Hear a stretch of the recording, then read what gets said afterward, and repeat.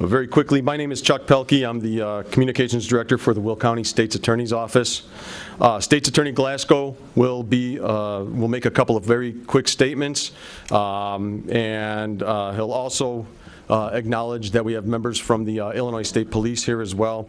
In addition, Dawn Dalton from the Chicago Metropolitan Battered Women's Network is here as well to make a few statements, and we also have a number of family members as well, seated behind us, and they're available. At the end of the statements, the state's attorney and the family members will be available for questions. So without any further wait, State's Attorney Jim Glasgow.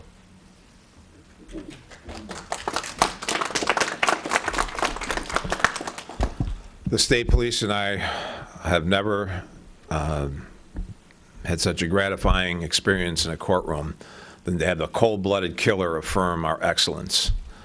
That was outstanding. The reason I never looked Drew Peterson in the eye is because I never acknowledged his existence. But I looked him in the eye today, and he knows that we did our job.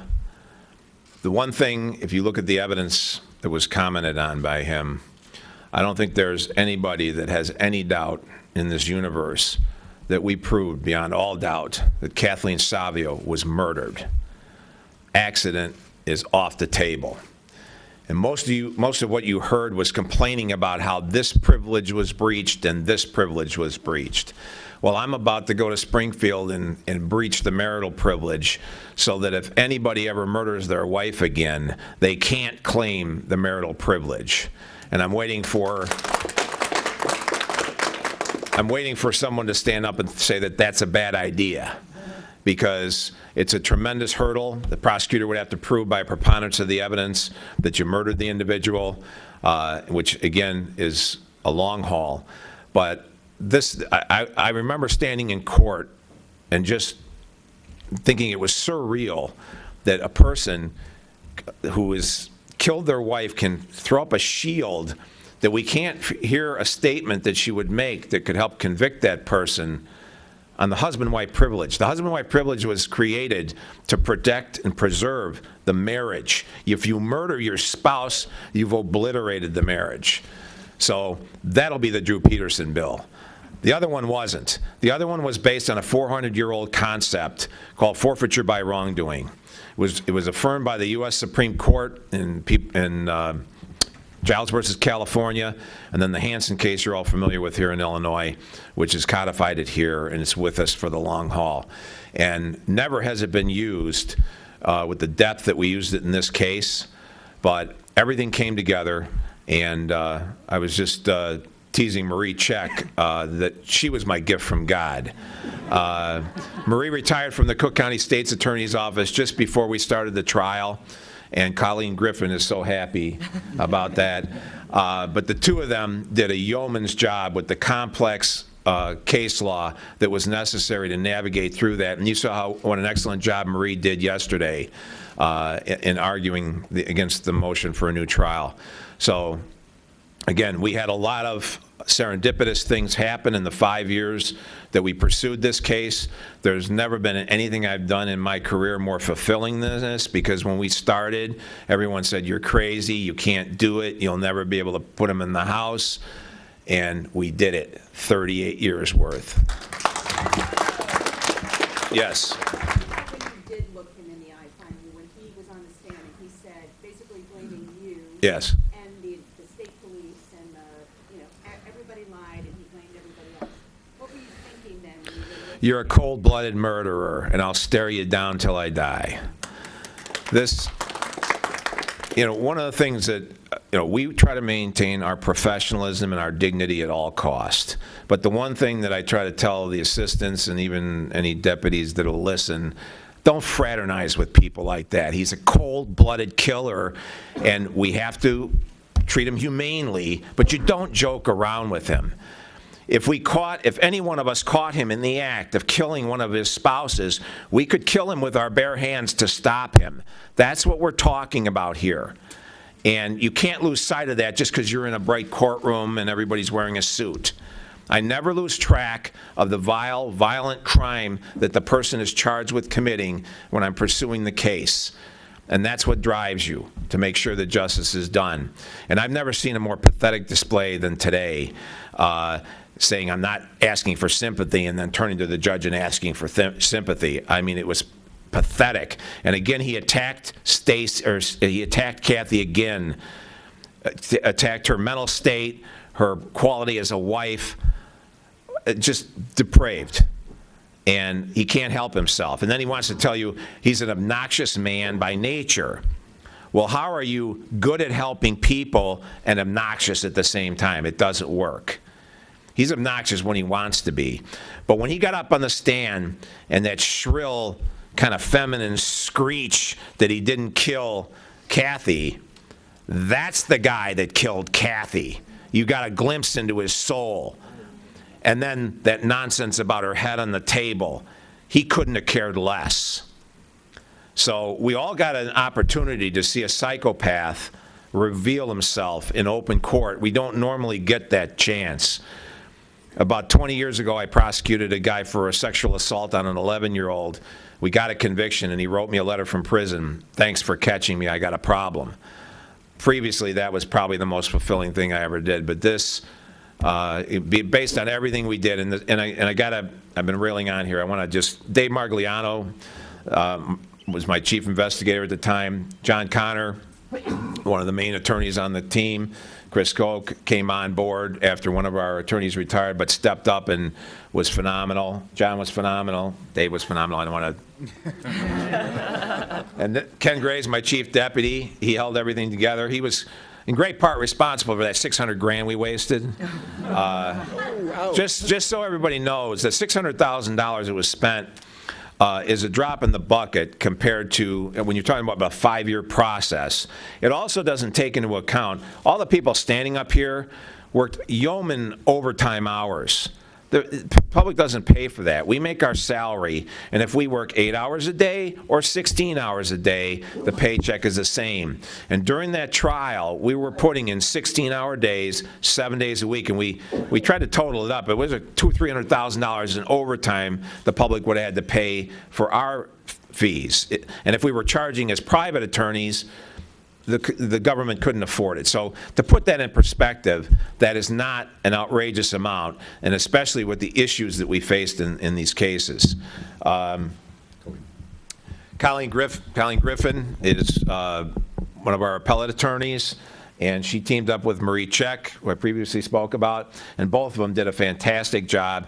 The number of pleadings that had to be written, the research that had to be done, we like going into court. We don't like doing that.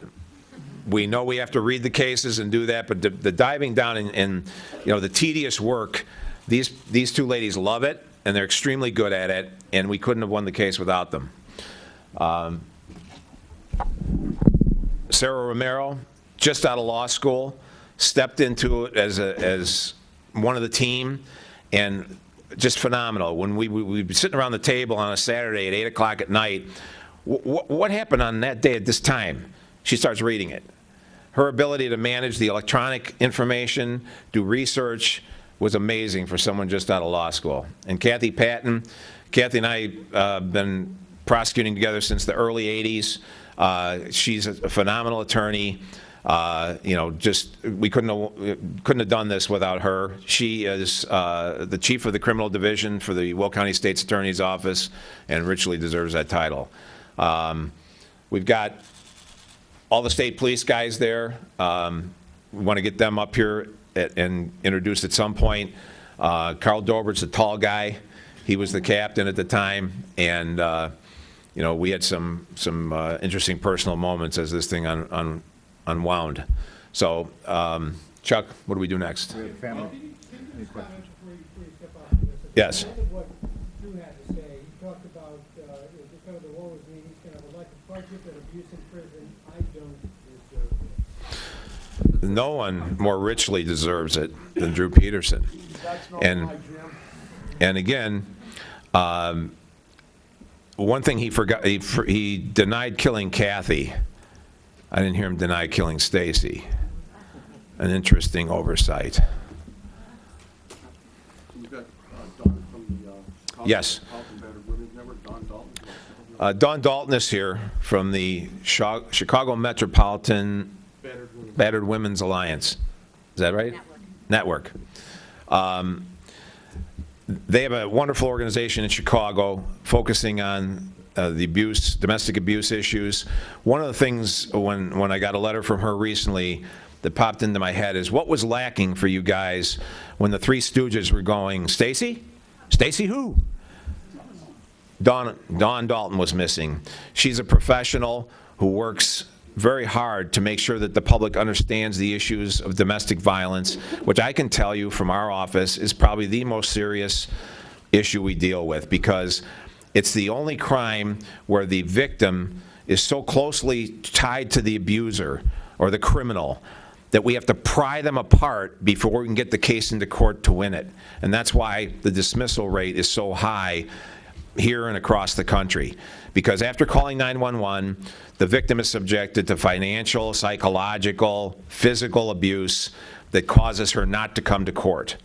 So, I asked Dawn to come down here today because I thought perhaps you would have some questions that maybe you would have wanted to ask during the trial. But clearly, these defense attorneys, my understanding is, and you guys ought to check this out, that Mr. Greenberg's been dressed down by some federal judges for his behavior in this case, which would be richly deserved. That is beyond the pale what they did. And I had to laugh when he's talking about how Brodsky publicized the case. Greenberg kept jumping in front of Brodsky through the whole trial. You guys were there, you saw it. So, Dawn, could you come up? Thank you, Jim. Absolutely. Dawn Dalton, D-A-W-N, D-A-L-T-O-N, the Chicago Metropolitan Battered Women's Network. We're a membership organization of the domestic violence victim services agencies throughout the Chicago area. Throughout this ordeal, throughout the trial, the defense tried to convince the jury and the public that this case was not about domestic violence. Shame on them. The jury responded. They spoke for the entire community, and they delivered a message to the defense loud and clear: guilty. And today in that courtroom, the judge delivered a message to the defendant, and it was loud and clear: 38 years. I speak on behalf of those who work with the thousands of survivors of domestic violence every day. And I'm here to deliver one more message, loud and clear. Kathleen Savio was a mother of two. She was a sister and a daughter, a neighbor and a friend. And she was a woman with a voice. But she was also a victim of horrific domestic violence. And though she was murdered by Drew Peterson almost 9 years ago, Kathleen Savio still has a voice. Her voice delivered the message loud and clear. The case was all about domestic violence. And it is Kathleen Savio's voice that speaks to us today to tell us that it is time for us to listen, to learn to listen to the victims of domestic violence. Because that is where we failed Kathleen Savio. She was a victim, and we all wish she would have been a survivor. And we wish that it didn't take the loss of another woman, Stacy Peterson, to force people to re-examine what happened to Kathleen Savio. We all wish somebody had really listened to Kathleen when she warned that her ex-husband had threatened to kill her and would make it look like an accident. So the message is loud and clear. It's time we learn to listen to victims of domestic violence in their homes, in their hospital beds, in their churches, at their police stations, in the courtrooms, and in the legislature. One of the things that survivors of domestic violence often say when they speak to other survivors or out in the public is they say, listen to your gut. If it doesn't feel right, it's not right. Get help there is help available. And that message applies to the people who work in the systems that respond to victims of domestic violence, to the police officers, to the investigators, to prosecutors and judges, to medical professionals. You can get help to understand domestic violence.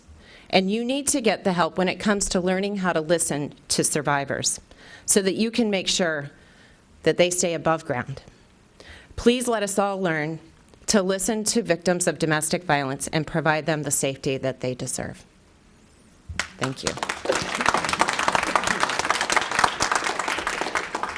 We'll have an opportunity for questions in a few moments, but Sue Doman would now like to make a statement.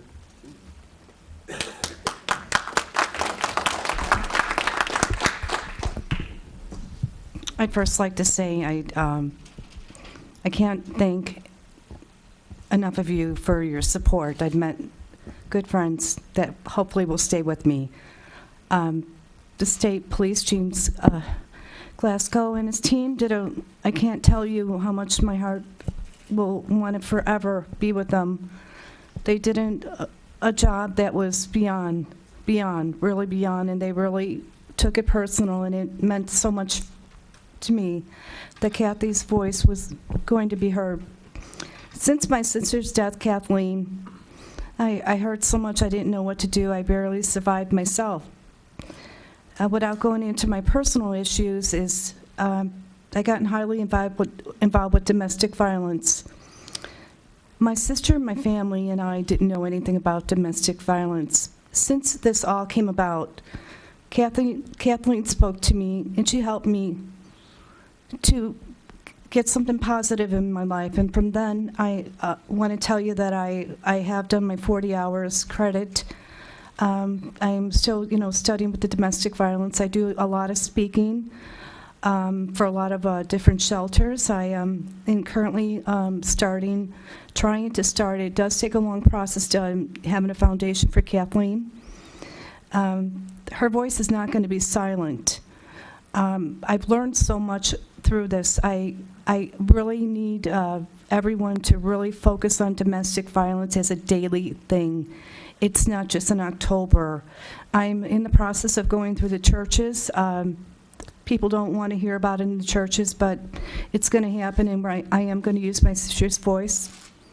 I believe that her voice made a difference for other women, and I continue to tell her story. Thank you.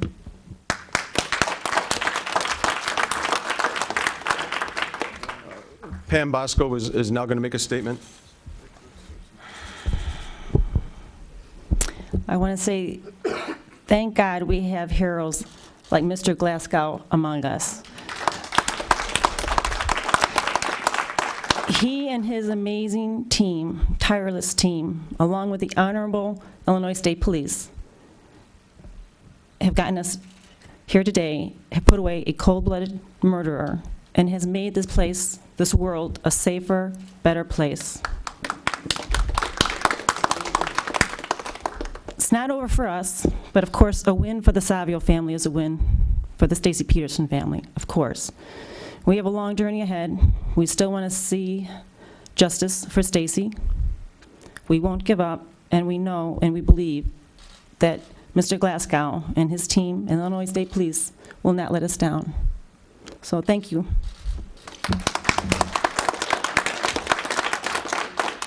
If anybody has any questions, the state's attorney is available for questions as well as family members.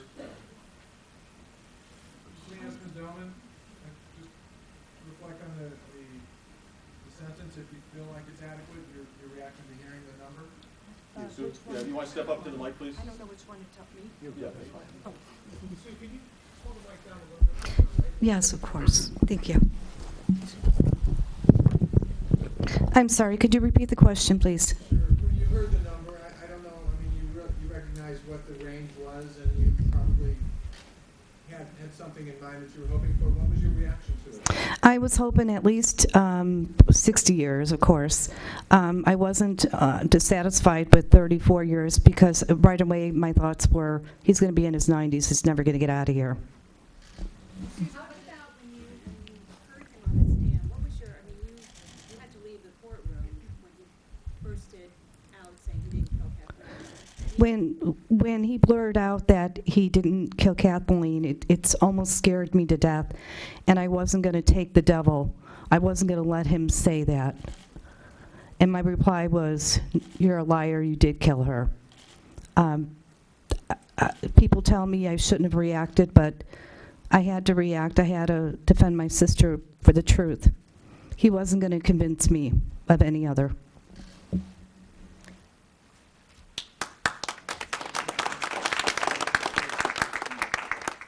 Any other questions? Did anybody else in the family like to comment on some of the things that Peterson said today that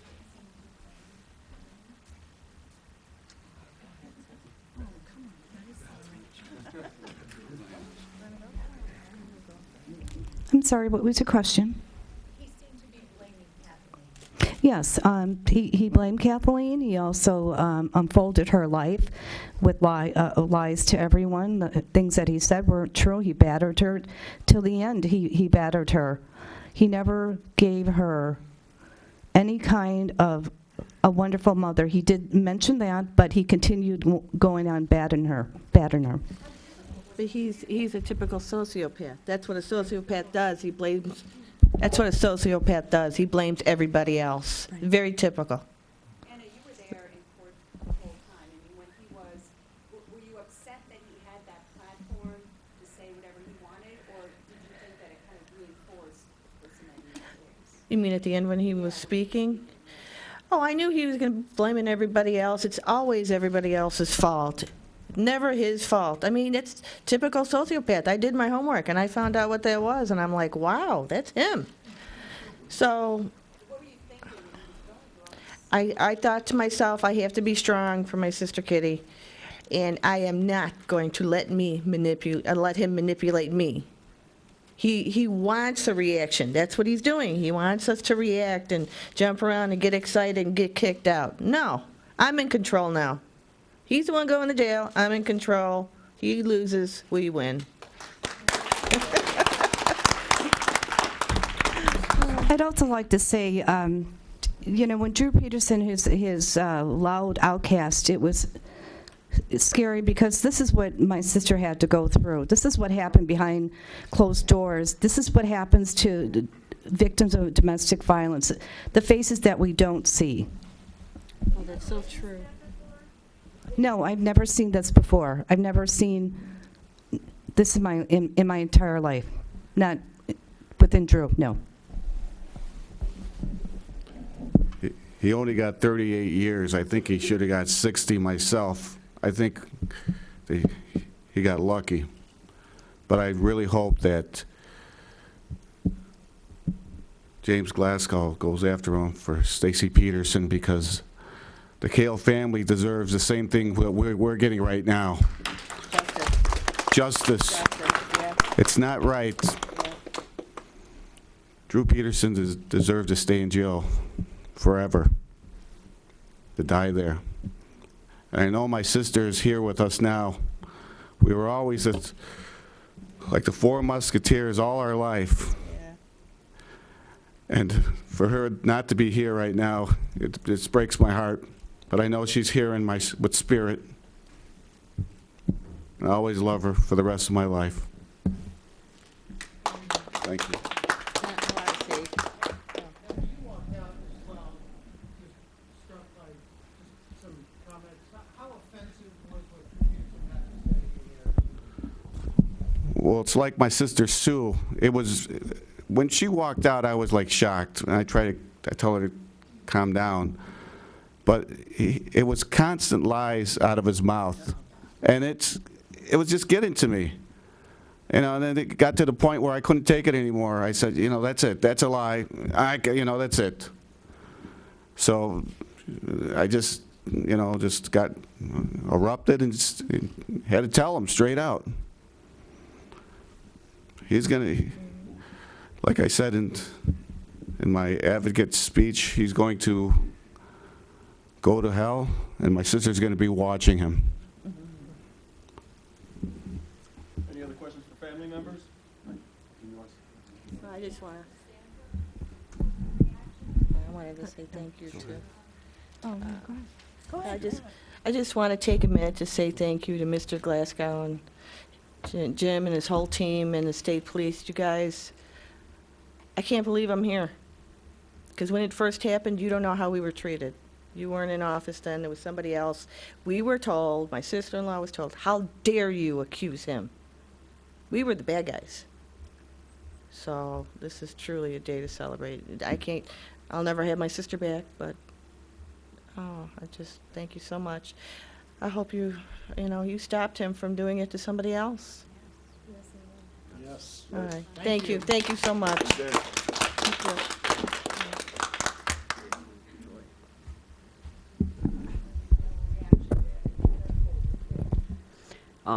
Well, my general reaction was, wow, that he showed himself like that, because I've actually seen that side of him once when he threw Stacy across the bedroom upstairs.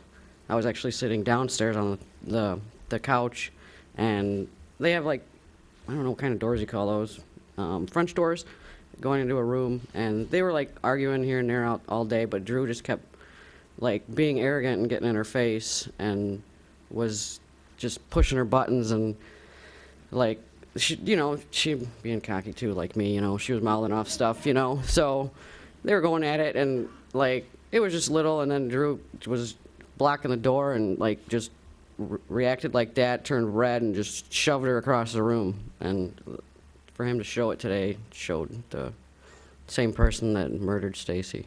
You told me yesterday that if you were going to say something at court, you wish that he would say where Stacy was. We didn't get anything really about Stacy at all. We denied everything with Kathleen. You didn't get that, but I know you said that you keep moving on and trying to find her. Yeah, I'm not going to give up.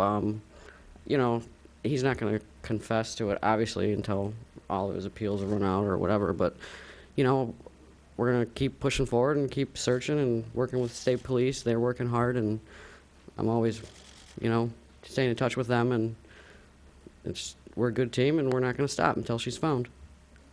Describe your satisfaction with the fact that he was going to spend probably the rest of his life behind bars. It feels good, like I said before, it's good to see him not in control, because he likes to be in control. So, and I think him showing himself today like he did, it shows that it's affecting him or getting to him. So now it's coming to reality that he's going to be there for the rest of his life, and it makes me feel good too. So do you think today he was not in control of his Yeah. I don't think that was planned, no. Maybe he was just going to say it, but I think it just came out like that. So, thanks. The state's attorney has another statement. I just wanted to mention there was 3 civilians that stepped forward and gave testimony against Drew Peterson, which a lot of people might not do. There's a saying I have on the wall in my office: the hottest places in hell are reserved for those who in the time of moral crisis choose to steer the neutral course. Well, Mary Parks stood up, and she obviously testified about the incident where she saw the red marks on Kathy's neck, and that he had broken in the night before, grabbed her by the neck and pinned her down, said, "You should just die." She could have just decided not to tell anybody that happened very easily. And we never know. That was a gift from God, that being able to show his predisposition and his intent to commit the crime. She offered Kathy Savio the solace of her home. I don't know if she checked with her husband, but I mean, you got this guy who's a little apparently unstable and abusive, and you invite the woman to come live with you. That's pretty gutsy, wouldn't you say? And she did that. Well, now at JUCO we have the Lighthouse program, and they're much more adept at handling these issues than they were back then. So we've made some significant progress. But Mary Parks isn't getting anything for what she did other than the satisfaction that she knows that she helped in this conviction, and she significantly did. Kristen Anderson, who's not here today, but she stepped up and testified very credibly to what Kathy had told her while she was staying with her. And it was I'm convinced that the day she moved out is the night that he broke in and did the incident that Mary was privy to the next day. It was right before Thanksgiving, and it just fit his personality perfectly. And then who's the third person? Oh, yeah, sorry. How could I forget Reverend Shorey? Yeah, he's pretty amazing. He's got a wife and 3 young daughters. Now, you talk about the hottest places in hell. Well, he stood up. His wife supported him. She was afraid, no question about it. My wife gets afraid every time somebody threatens to kill me. And we've had a rash of those, and we lock them up, but they get out. Sheriff Kopis says he hopes they show up because he's got all these weapons and whatever. But in fact, there was one time that somebody threatened to kill both of us, and I said, I'll have to stand behind you. But the bottom line is, in this business, there are threats made, and you never know. You see stories across the country. But again, it's the good people that stand up that make these things happen, and we don't have a case without Reverend Shorey. So he deserves a medal or something because this guy doesn't go to prison today unless he and his family come together with the resolve to risk him getting off. An unstable guy who's alleged to have killed people, now he's free, and we're the guys that messed with him. So tremendous courage by the entire family. That's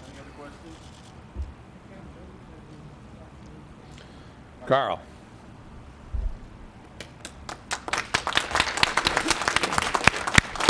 We have a parking garage in my basement, and I brought Carl down there, and it's about this high, and he had to walk like this through the whole thing after he whacked his forehead. Yes. Okay. Yes, you had a question?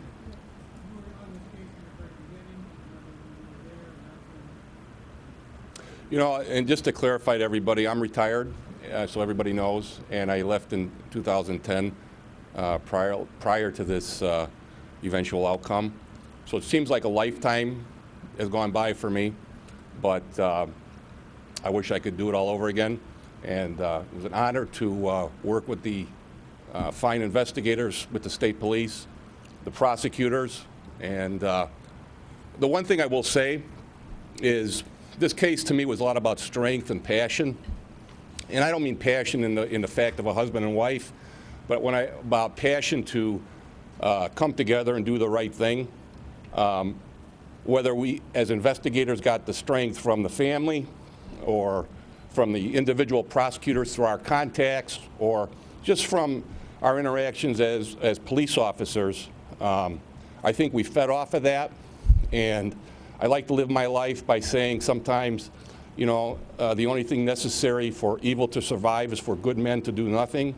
Well, I think in this case, we all came together, we strengthened each other, and the right outcome came out today, and I couldn't be more proud to have been associated with Jim, his team, and the officers of the Illinois State Police. So, thank you.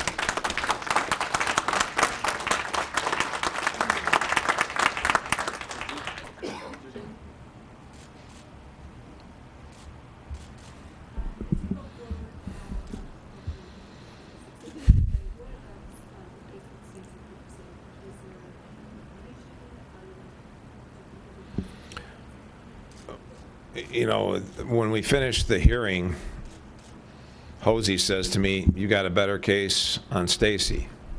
Obviously, that's a layman's opinion, although he's a brilliant reporter. But we're going to sit down and we're going to vet that case. And I was just talking to the state police officers about that. And we've got to look at the weaknesses in the case and go at those hard and see, you know, what'll stand and what won't, and you know, reassess. We're also going to be reviewing the Lisa Stebick case, and again, we're going to be assembling a team of the top prosecutors in the office that'll be assigned to review those 2 cases, because we want to talk to the family members and make sure they understand what we're doing, and if we do have a roadblock, what that roadblock is and how we're looking to knock it down. So they're entitled to that. and we've just been extremely busy on other matters, and hopefully we won't have any more sensational cases coming in the next 6 months, and we can get that done in a timely fashion. But next week, we're going to start that process. A few more questions, a few more.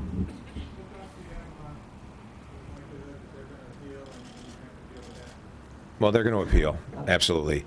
But I'm confident Judge Bermilla was very tight in his rulings. And again, an example was, I am not considering the murder of Stacy Peterson and imposing this sentence. That pretty much guaranteed it's solid. It's not coming back. Obviously, that doesn't affect the actual trial of the case. It's a separate matter. But it's things like that he did throughout the trial. And if you listen to his denial of the motion, he thought about it long and hard, and I think he nailed it as far as foreclosing all the issues that they had raised. I'm very confident. And we're also going back to the same 3rd District Appellate Court, which was ordered by the Illinois Supreme Court to redo their opinion and give me what I needed to try this case. So they're familiar with this case, and I'm very confident that we will be successful. One more question? One more? No? All right, thank you. All right, thank you very much. We'd like to thank also Mayor Tom Girani and City Manager Tom Thanis and Deputy City Manager Ben Benson for allowing us to bring you guys in out of the cold today for this press conference. So thank you to the City of Joliet for working hard, and to Peggy Thomas as well. Thank you.